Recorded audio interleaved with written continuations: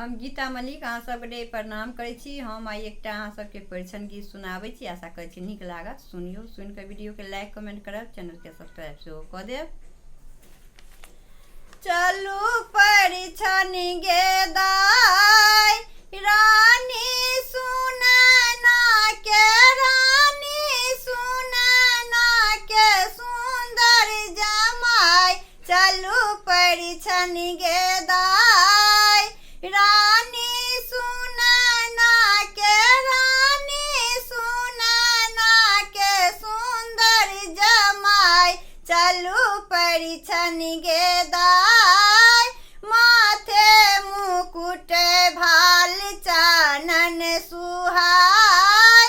माथे मुकुट भाल चानन सुहाई। शोभा निरेखी के, शोभा निरेखी के इंद्र लजाय। चलू परिछन गे दाई रानी सुनैना के, रानी सुनैना के सुंदर जमाई।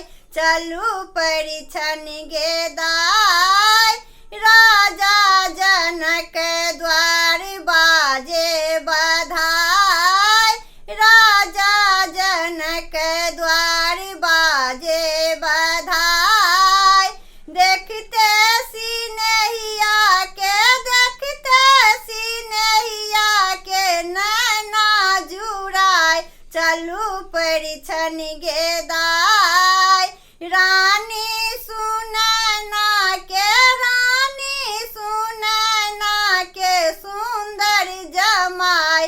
चलू परिछन गे दाई रानी सुनैना के, रानी सुनैना के सुंदर जमाई। चलू परिछन गे दाई रानी सुनैना के, रानी सुनैना के सुंदर जमाई। चलू परिछन गे दाई।